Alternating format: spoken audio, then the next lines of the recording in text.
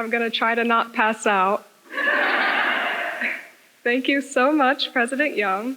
I would like to begin by thanking everyone in attendance today, as your presence is deeply valued by the graduating class of 2023. I would also like to take this moment to recognize those from the classes of 2020 and 2021. I am thrilled that we are able to walk across this stage together today. So, when I opened the email announcing that I was awarded the honor of valedictorian, my initial reaction was, oh God, no. It's safe to say I'm absolutely terrified, so please laugh occasionally. Thank you. After reading that email, my mind began to race, and I thought, what can I say that would be uniquely inspirational, especially to a room full of some of the most creative people?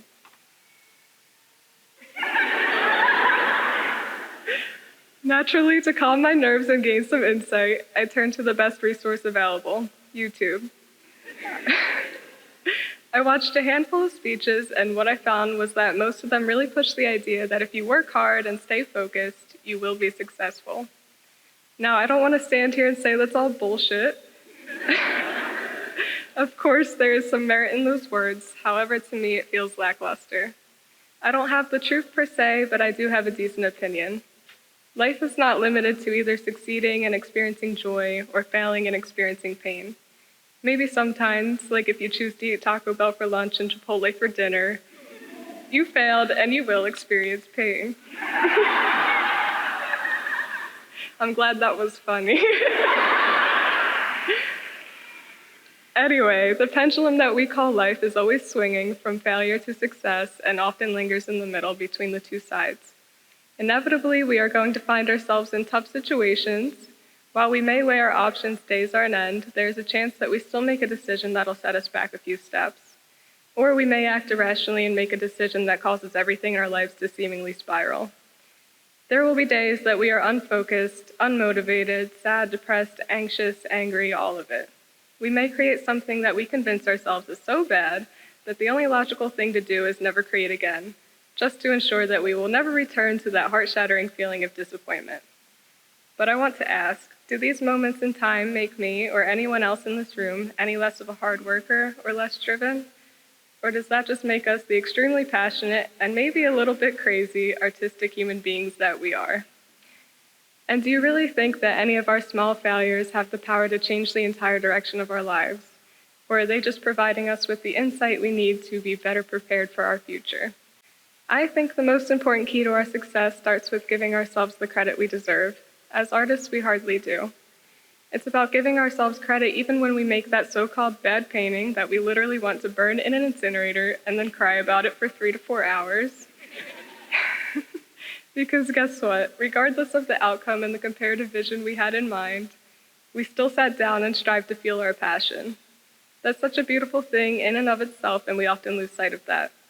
We must remember our best moments that exist within our favorite pieces, the moments that made us say, oh shit, maybe I can actually do this art thing.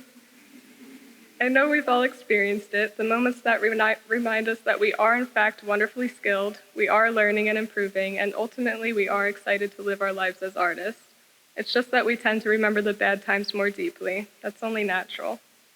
And please, let's not forget to give ourselves credit for all the times we got out of bed, went to class, fed ourselves, even if it's Taco Bell and Chipotle, drank water, and wow for being here in this room today, graduating in the midst of a literal global pandemic.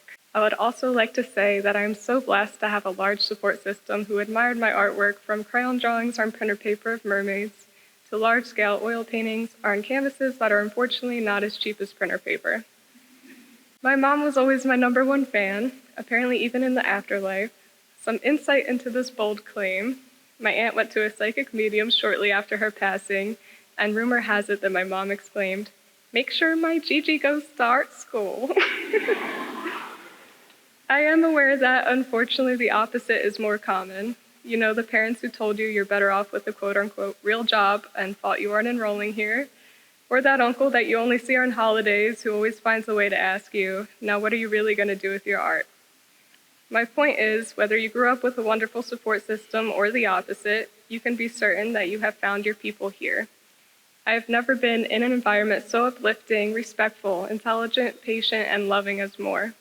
I can confidently say that these attributes exist within every single faculty, staff, and of course, student.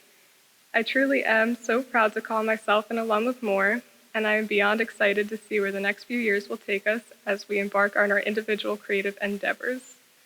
Thank you.